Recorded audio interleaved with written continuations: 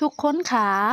ว่าคือกันบ่คะยิ่งเฮาแล่นตามความสุขมากส่ำใดก็คือจั่งความสุขมันหนีเฮาไปไกลหลายเท่านั้น